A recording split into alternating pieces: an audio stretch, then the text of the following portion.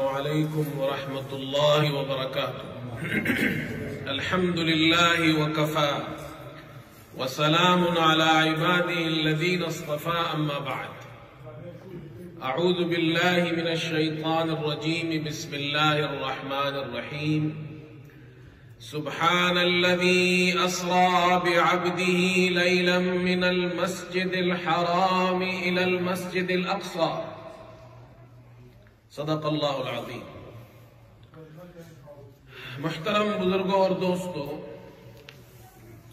سب سے پہلے تو آپ کو ایک اچھی خبر سنانی ہے، گڈ نیوز سنانی ہے، اور وہ یہ ہے کہ فلسطین میں جو جنگ جاری تھی وہ بند ہو گئی. 11 دن سے یہ جنگ جاری تھی اور اس جنگ کے اندر تقریباً 332 فلسطینی مسلمان شہید ہوئے، جس میں 65 بچے شہید ہوئے، معصوم بچے. ماؤں کی گودیں اجڑ گئی، وہ پھول جو ابھی کھلے نہیں تھے مرجھا گئے. 39 خواتین اس میں شہید ہوئی، 1900 افراد زخمی ہوئے، اور تقریباً خبر کے مطابق 1,20,000 افراد ان کے گھروں کو ملبے کا ڈھیر بنا دیا گیا. اتنا بڑا نقصان ہوا، اور 11 دن بعد یہ جنگ بند ہو گئی. لیکن وہاں کے مسلمان وہ اس کو اپنی جیت قرار دے رہے ہیں. پوری دنیا کے اندر ان گزشتہ 11 دنوں میں مظاہرے ہوئے، اور پوری دنیا کے اندر مسلمانوں نے اور دوسرے مذاہب کے لوگوں نے امریکہ میں، برطانیہ میں، یورپ میں مسلمان، غیر مسلم لاکھوں کی تعداد میں وہ مظاہروں میں شریک ہوئے، اور انہوں نے فلسطینیوں کے ساتھ یکجہتی کا اظہار کیا، ان کے حق کے لیے آواز بلند کی. یہ اتنے بڑے مظاہرے، لاکھوں افراد کی شرکت، مسلمان ہو یا غیر مسلم، دوسرے مذاہب کے لوگ، یہ سب اکٹھے ہوئے. امریکہ میں بھی ہوئے، برطانیہ میں بھی ہوئے، یورپی ممالک میں بھی ہوئے، مسلمانوں کے حکومتوں میں، وہاں کی مملکتوں میں بھی ہوئے. ان سب نے فلسطینیوں کے حق میں مظاہرہ کیا. لیکن آپ کو پوری دنیا میں ایسا کوئی ایک چھوٹا سا بھی مظاہرہ اسرائیل کے حق میں نظر نہیں آئے گا. بہرحال ہم اللہ تعالیٰ سے دعا کرتے ہیں کہ اللہ تعالیٰ فلسطین کے اندر امن اور امان کو قائم فرمائے.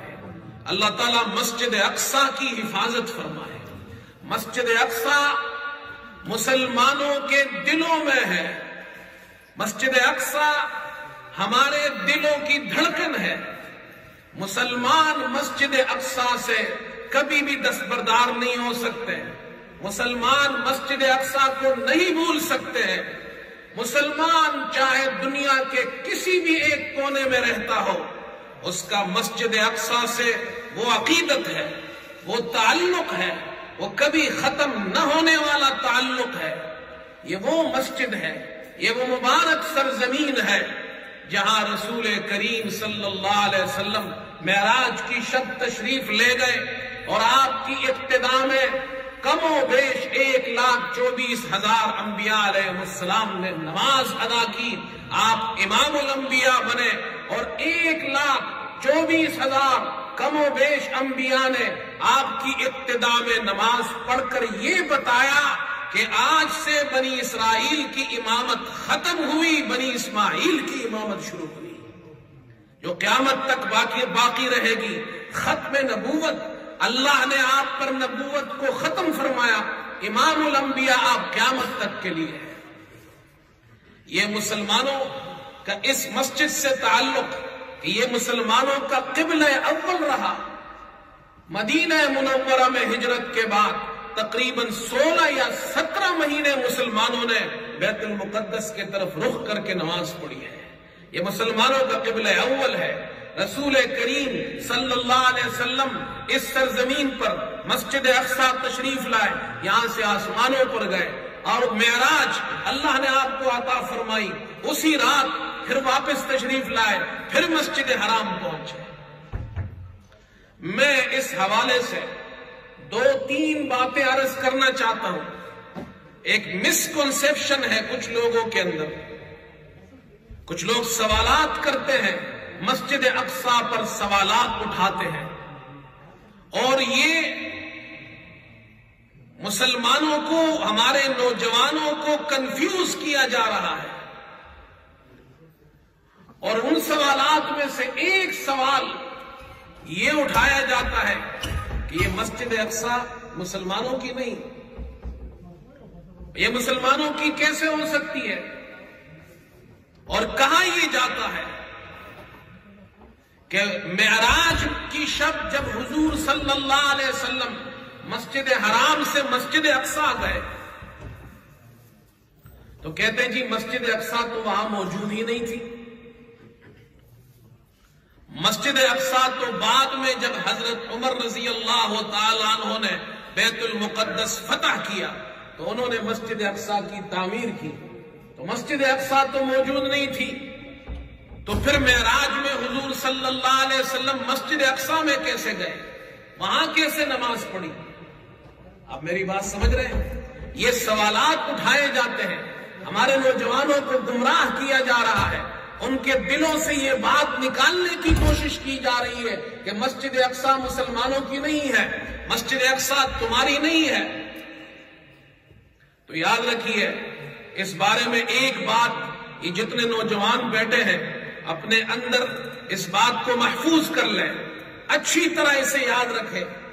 قرآن کریم میں اللہ نے اس سفر کا ذکر کیا ہے، سفر اسراء کا۔ فرمایا سبحان الذی اسرا بعبدہ لیلا من المسجد الحرام الی المسجد الاقصی، پاک ہے وہ ذات جس نے سیر کرائی اپنے بندے یعنی محمد صلی اللہ علیہ وسلم کو رات کے مختصر حصے میں مسجد حرام سے مسجد اقصی تک۔ تو مسجد اقصی کا ذکر آ گیا، آپ صلی اللہ علیہ وسلم اس رات مسجد حرام سے مسجد اقصی گئے۔ اب جو لوگ کہتے ہیں کہ مسجد اقصی موجود ہی نہیں تھی، تو قرآن میں تو موجود ہے۔ جب قرآن نازل ہوا اس وقت مکے میں مشرکین رہتے تھے، مدینے میں یہود آباد تھے، اہل کتاب موجود تھے، عیسائی بھی تھے، یہودی بھی تھے، مشرکین بھی تھے، بعد میں بھی لوگ تھے۔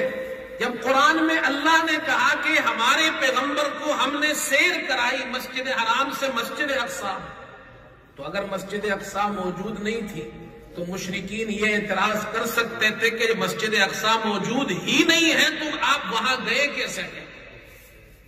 کسی نے یہ اعتراض نہیں کیا، نہ مشرکین نے کیا، نہ اہل کتاب نے کیا، نہ یہود نے کیا، نہ عیسائیوں نے کیا۔ مسجد اقصی اس وقت بھی موجود تھی۔ مکے کے لوگ، مدینے کے لوگ وہ شام کا سفر کرتے تھے، تجارت کرتے تھے۔ آپ کو معلوم ہے کہ ابو سفیان کا جو قافلہ آ رہا تھا، جو بدر کا معرکہ پیش آیا، وہ شام سے آ رہا تھا۔ وہ لوگ شام سے واقف تھے، بیت المقدس سے واقف تھے، مسجد اقصی سے واقف تھے۔ اگر مسجد اقصی تھی ہی نہیں تو وہ کہہ سکتے تھے کہ نعوذ باللہ قرآن کے اندر جو کہا گیا ہے کہ آپ مسجد اقصی گئے، مسجد اقصی تو ہے ہی نہیں۔ تو مسجد اقصی موجود تھی۔ پھر مسند احمد میں روایت ہے، ابو جہل نے اپنی قوم کے لوگوں کو اکٹھا کیا کہ محمد صلی اللہ علیہ وسلم کہتے ہیں کہ میں ایک رات میں مسجد حرام سے مسجد اقصی گیا ہوں۔ وہ جانتے تھے کہ مسجد اقصی موجود ہے۔ انہوں نے کہا آپ ہمیں بتائیے مسجد اقصی، ان کو معلوم تھا کہ آپ صلی اللہ علیہ وسلم مسجد اقصی معراج میں گئے تو وہ یہ مانتے تو تھے نہیں۔ وہ انہوں نے کہا آپ یہ بتائیے مسجد اقصی کی نشانیاں ہمیں بتائیے۔ حالانکہ آپ رات میں گئے تھے، اندھیرا تھا۔ اللہ کے رسول صلی اللہ علیہ وسلم فرماتے ہیں کہ اللہ نے میرے لیے مسجد اقصی کو میرے سامنے کر دیا، میرے لیے کھول دیا۔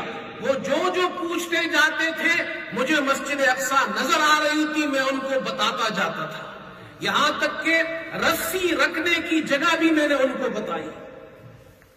تو مسجد اقصی ایگزسٹ کرتی تھی۔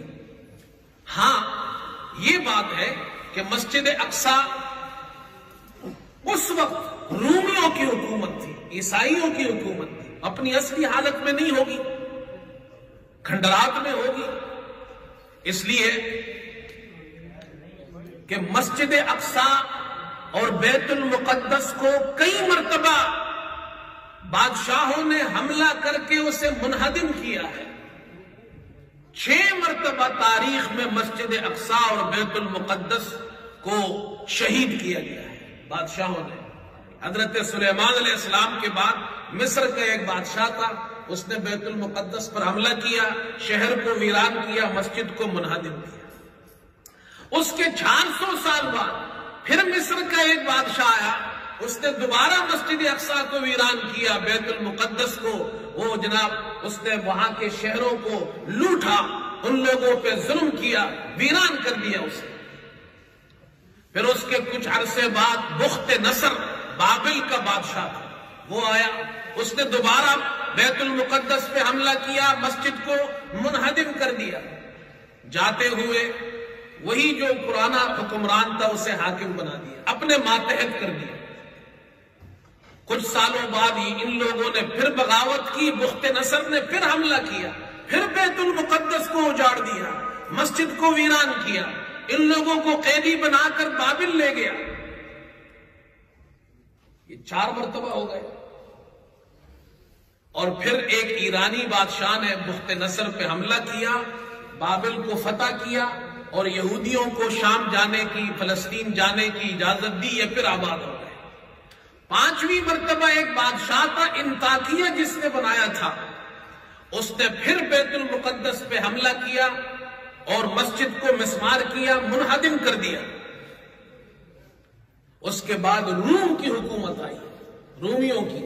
حضرت عیسیٰ علیہ السلام کی پیدائش سے 8 سال پہلے، 8 years before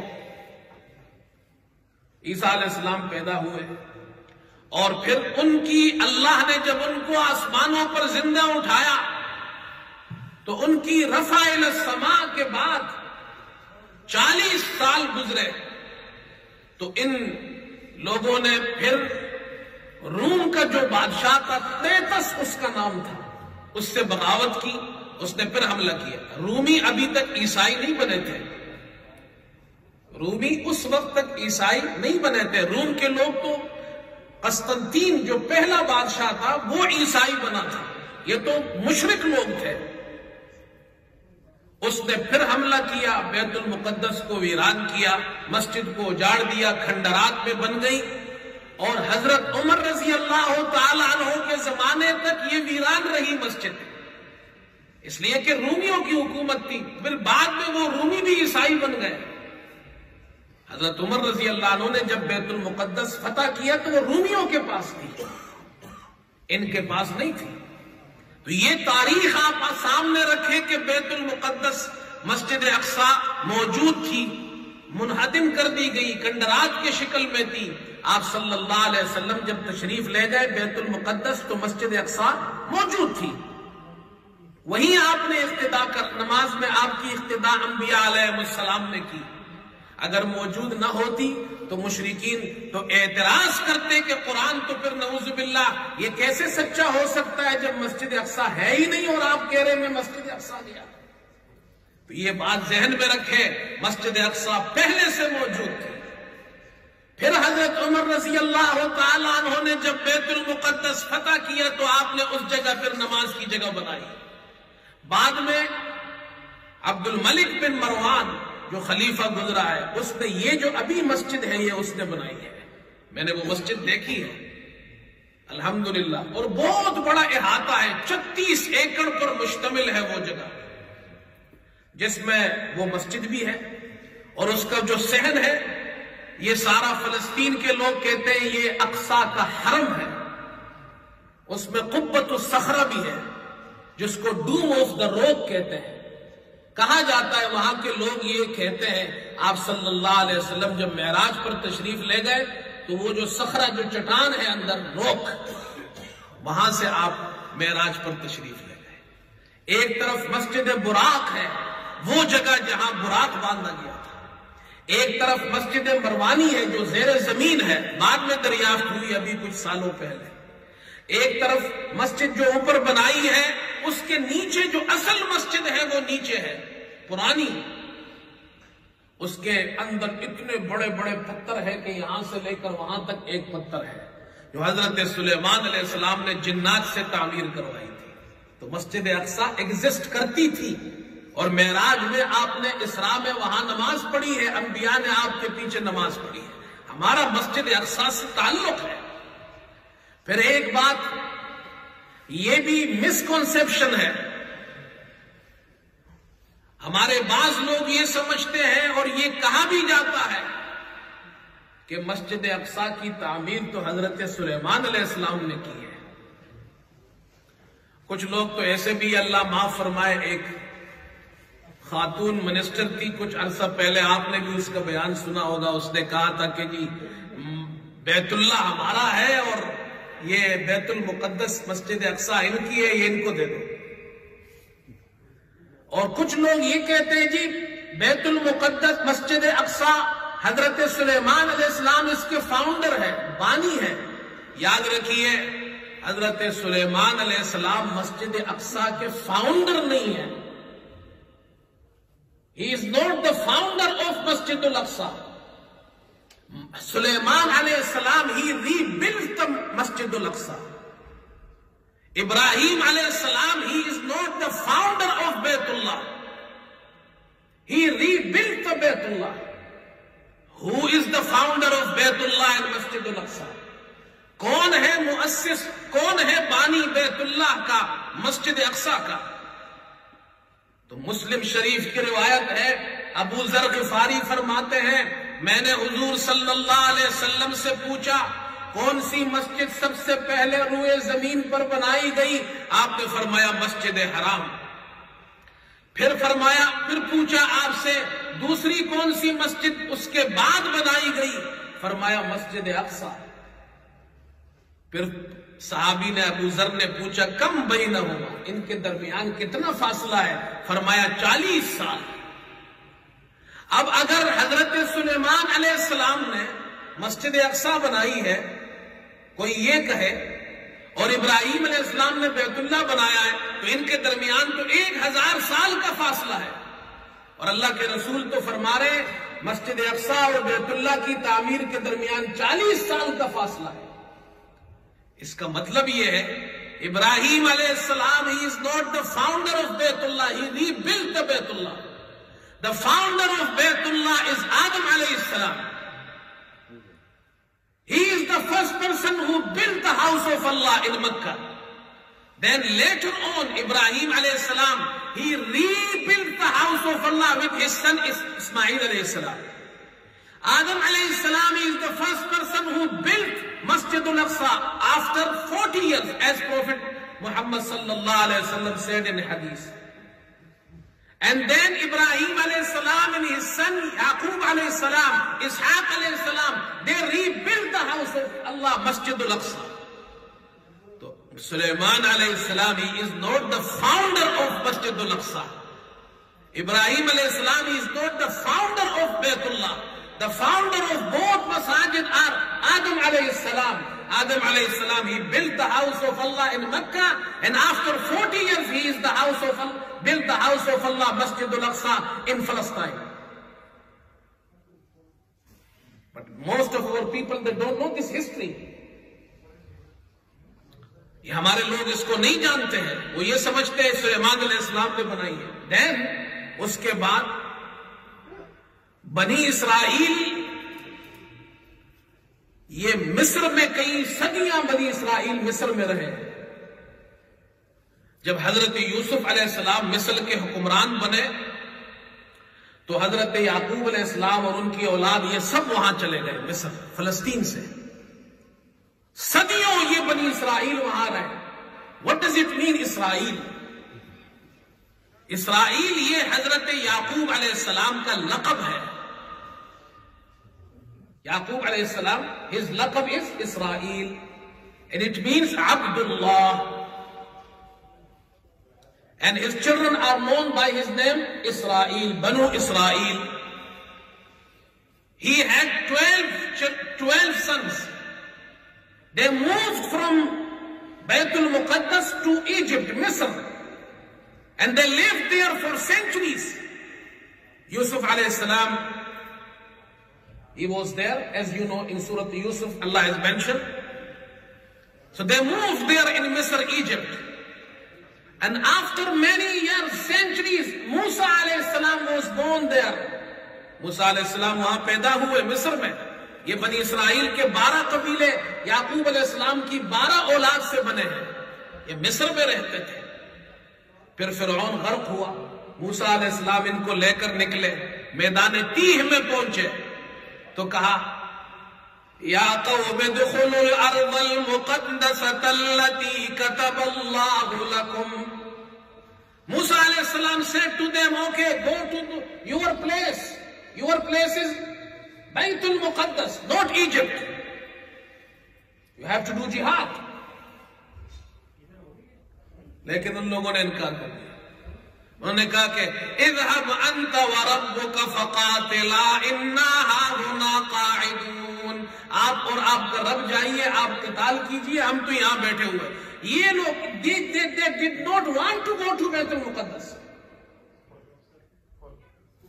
And Musa alayhi salam, he passed away in Tih, but his qabr in Palestine. I saw his qabr. میں نے موسیٰ علیہ السلام کی قبر دیکھی ہے. In Palestine I visited his qabr.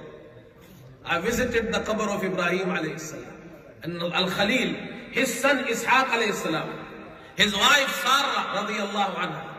I've seen the qabr of Dawood alayhi salam. I've seen Masjid al-Aqsa. I've seen Qubbat al-Sakhra. I've seen the Mount Olive. When Allah raised Isa alayhi salam alive to the sky. When they were in Tih, یہ تو تیہ میں تھے. Musa alayhi salam asked them to go back to your place, Baytul Muqaddas, Ardul Muqaddas, blessed place in the world. But they denied. They said, go you and your Lord and do jihad. We are sitting here. And Musa alayhi salam passed away in Tih, but his qabr in Palestine. Unki qabr Palestine mein. How he moved from Tih to Palestine. This is miracle. یہ معجزہ ہے. موسیٰ علیہ السلام جب وفات ہو رہی تھی ان کی تو انہوں نے اللہ سے دعا کی, اس لیے کہ میدان تیہ میں وفات ہو رہی تھی. انہوں نے کہا اے اللہ میرے جسم کو ارض مقدس میں منتقل فرما. تو اللہ تعالیٰ نے ان کے جسم کو ارض مقدس منتقل کر دیا. رسول کریم صلی اللہ علیہ وسلم معراج کی شب جب تشریف لائے, آپ نے فرمایا میں نے دیکھا موسیٰ علیہ السلام وہ اپنے قبر میں زندہ ہے اور نماز پڑھ رہے ہیں. یصلی فی قبری. موسیٰ علیہ السلام, Allah, Prophet صلی اللہ علیہ وسلم saw him in the night of Mi'raj, Musa علیہ السلام, and he said, I know his qabr. Near the red sand hill, عند الکثیب الاحمر. مجھے معلوم ہے ان کی قبر کہاں ہے, اور وہ کثیب الاحمر وہ وہیں پر ہے فلسطین کے اندر. الحمدللہ ہم نے ان کی زیارت کی ہے. یاد رکھیے مسلمانوں, مسجد اقصی اللہ تعالیٰ نے مسلمانوں کو عطا فرمائی. حضرت عمر رضی اللہ عنہ نے بیت المقدس فتح کیا, چابیاں ان کو دی گئی, وہ اندر تشریف لے گئے. مسجد اقصی وہاں جو تھی اس میں نماز پڑھی. پھر وہاں انہوں نے اس جگہ ایک مصلی بنایا, مسجد بنائی. یہ مطلب نہیں ہے کہ مسلمانوں نے مسجد اقصی کی بنیاد رکھی ہے, پہلے سے موجود تھی. اور پھر آپ کا انصاف دیکھیے, قبۃ الصخرہ وہ چٹان جس جگہ وہ چٹان ہے اس کو ڈوم آف دا راک کہتے ہیں وہ جگہ. یہاں جو رومی لوگ تھے ان کی حکومت تھی، تو وہ ان کی یہود کے ساتھ چونکہ لڑائی تھی تو وہ دشمنی میں وہاں جا کر کچرے ڈالتے تھے. ان کے لیے وہ مبارک جگہ تھی بنی اسرائیل کے لیے، یہ وہاں جا کر کچرے ڈالتے تھے. حضرت عمر رضی اللہ عنہ وہاں گئے صخرہ کے پاس اور اپنی قبا سے، اپنے کپڑوں سے حضرت عمر رضی اللہ عنہ اس چٹان کو صاف کرنے لگے. صحابہ بھی صاف کرنے لگے. آپ نے ان کے ساتھ معاہدہ کیا کہ یہاں کسی پر ظلم نہیں ہوگا، تمہاری جو عبادت گاہیں ہیں وہ آباد رہے گی. مسلمانوں نے کسی عبادت گاہ کو کبھی بھی منہدم نہیں کیا، یہ آباد رہے گی. وہاں پر ایک چرچ ہے، سیپریکا چرچ، الکنیست القیامہ. عیسائیوں کا عقیدہ ہے، وہ چرچ بھی میں نے دیکھا ہے کہ یہاں عیسیٰ علیہ السلام کو صلیب میں لٹکایا گیا اور ان کو یہاں دفن کیا گیا. ان کی قبر ہے ان کے عقیدے کے مطابق. ہمارا عقیدہ ہے اللہ نے ان کو زندہ آسمانوں پہ اٹھایا. یہ جو چرچ ہے، دس چرچ، سیپریکا church, where Christians they believe Isa alayhi salam, he was buried there, and they believe that this is his qabr inside the church. I have seen that place. But this church is between two masjids. One side of the church there is a masjid called Masjid Salahuddin. The other side of the church there is a masjid called Masjid Umar. They both the Fatih of Baytul Muqaddas, but they did not destroy any church. No church. One side is the Masjid of Salahuddin, called Khanqah Salahiyya. The other side is Masjid, it's called Masjid Umar. When Umar Raziallahu anhu went, he visited Aqsa and Baytul Muqaddas. The priest, he was with him. The time of Salah came and the priest said, okay, you can perform your Salah here in their church. Umar Raziallahu anhu, he said, he was very wise person, so I cannot perform my prayer here. Otherwise, after me, Muslims, they will come and perform the prayer here. They will disturb you. So he threw one stone. Comes in narration, he threw the stone, and the stone, when that stone reached the place, Umar Raziallahu anhu went there and he performed his salah there. Later on, masjid was built there, and this masjid is known by the name of Umar, Masjid Umar. I have seen Masjid Umar, I have seen Masjid Salahuddin, and the house of Salahuddin there, they both are the Fatih of Baytul Muqaddas, but they did not destroy any church. This is our history. یاد رکھیے ایک بات آخر میں، اب وقت بھی نہیں ہے. Today I don't have time, so I mixed my speech in both Urdu and English. Inshallah later on I will explain in English. اللہ تعالیٰ نے بنی اسرائیل کا ذکر قرآن میں کیا ہے، ان کی فضیلت بیان کی ہے، وَأَنِّي فَضَّلْتُكُمْ عَلَى الْعَالَمِينَ. لیکن جب وہ راہ راست سے ہٹ گئے تو اللہ تعالیٰ نے ان کو ذلت و خواری میں ڈال دیا. ضُرِبَتْ عَلَيْهِمُ الذِّلَّةُ وَالْمَسْكَنَةُ. محتاج بھی رہیں گے، کمزور بھی رہیں گے. کہ ہو سکتا ہے کوئی یہ کہے کہ جی وہ تو محتاج بھی نہیں ہے، کمزور بھی نہیں ہے، قرآن تو کہتا ہے دے آر مسکین.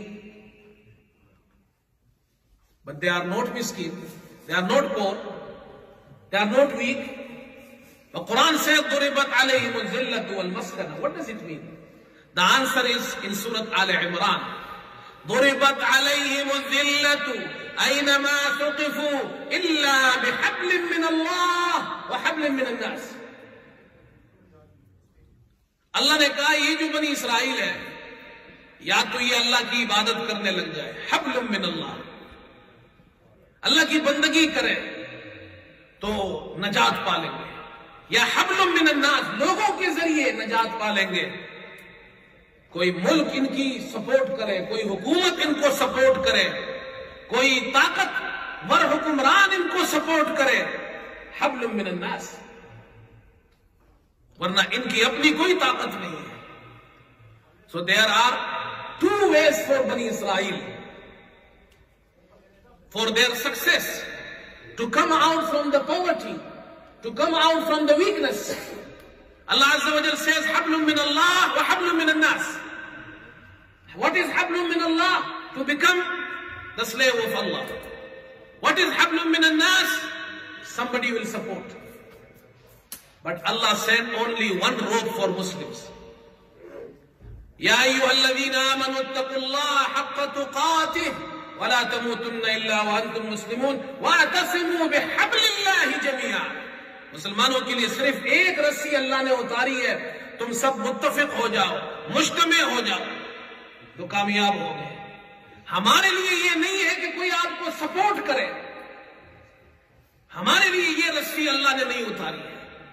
اسی لیے تو علامہ اقبال نے کہا تھا، فرمایا کہ اپنی ملت کو قیاس اقوام مغرب سے نہ کر، اپنی ملت کو قیاس اقوام مغرب سے نہ کر، خاص ہے ترکیب میں قوم رسول ہاشمی. رسول ہاشمی صلی اللہ علیہ وسلم کی جو قوم ہے ان کی ترکیب جو اللہ نے بنائی ہے وہ خاص ہے. اپنی ملت کو قیاس اقوام مغرب سے نہ کر، خاص ہے ترکیب میں قوم رسول ہاشمی. ان کی جمعیت کا ہے ملک و نسب پر انحصار، قوت مذہب سے مستحکم ہے جمعیت تیری. ہماری کامیابی اس میں ہے وَاعْتَصِمُوا بِحَبْلِ اللَّهِ جَمِيعًا. سارے مسلمان جب ایک رسی اللہ کی رسی قرآن کو تھام لیں گے تو کامیاب ہوں گے. اللہ تعالی ہم سب کو کامیاب فرمائے اور اللہ تعالی مظلوم مسلمانوں کی مدد، نصرت اور دستگیری فرمائے. اللہ مسجد حرام کی حفاظت فرمائے، مسجد اقصی کی حفاظت فرمائے. اللہ تعالیٰ مسجد نبوی کی حفاظت فرمائے، مقامات مقدسہ کی حفاظت فرمائے. وآخر دعوانا الحمد